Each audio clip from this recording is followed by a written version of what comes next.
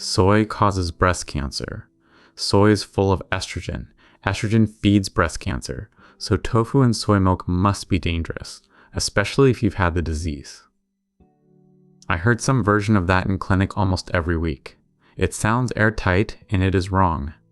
I'm Michael Merth, a registered dietitian who spent years in oncology nutrition, and soy is one of the most unfairly feared foods on the shelf.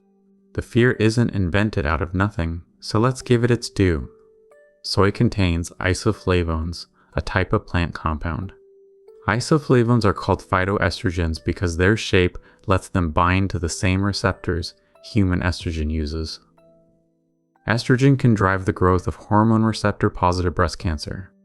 Line those three facts up, and the conclusion writes itself. A food that acts like estrogen must fuel an estrogen-driven cancer. The alarm got louder about 20 years ago when studies fed isoflavones to mice and watched estrogen receptor-positive tumors grow faster. That looked like proof. Headlines ran with it, oncologists started warning patients off soy, and the myth locked into place. Here's the catch that changes everything. Those mice were not small people. Two things. Break the mouse. To human leap. First, dose. The animals in those experiments were given isoflavone levels far beyond anything you could reach by eating soy foods. You would have to drink an absurd, non-physiological amount to approach it. Second, and more important, mice and humans process isoflavones completely differently. Rodents metabolize them in a way that produces much higher active blood levels than the same dose does in a person.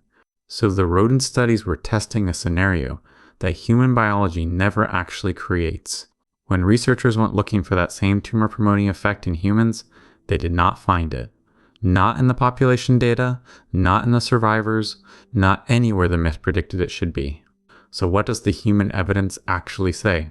It says close to the opposite of the myth. Large studies, especially cohorts in East Asia, where soy is a lifelong staple, associate 1 to 2 servings of soy foods a day with either no change in breast cancer risk or a modest reduction in it. Eating more soy does not raise risk. If anything, it trends protective.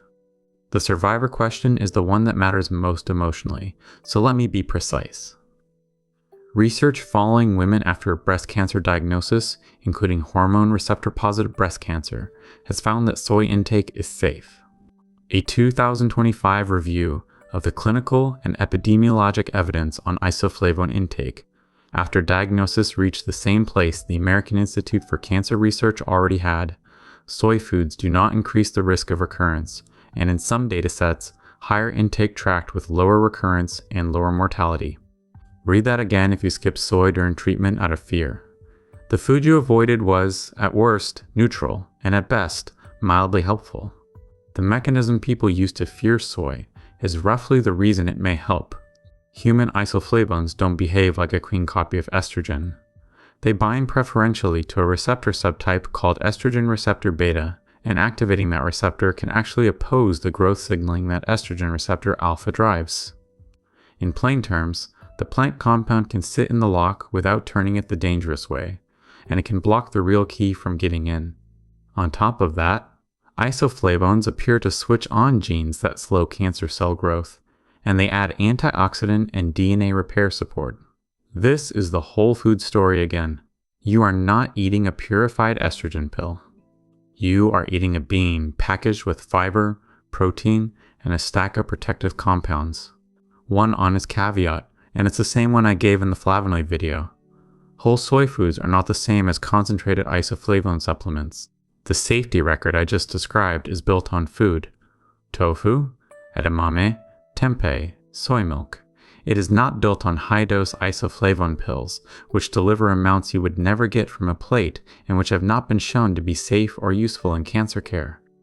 If you are in treatment, clear any isoflavone or estrogen supplement with your oncology team before you touch it. The bean is fine. The extract is a different product with a different risk profile. So here's where it lands. Soy does not cause breast cancer.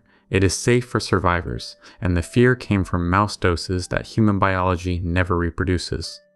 Eat soy the way most of the world does. 1 to 2 servings a day of whole or minimally processed soy is a reasonable, protein-rich, plant-based choice, and each serving carries about 25 milligrams of isoflavones alongside 7 grams of protein. Tofu in a stir-fry. Edamame as a snack, soy milk in your coffee. Skip the isoflavone capsules. And if a well-meaning source tells you to fear tofu after a diagnosis, you can now tell them exactly why the mouse studies don't apply to you. Full article with the study links is on the site, and if this cleared something up, subscribe. Clearing up the next myth is what this channel is for.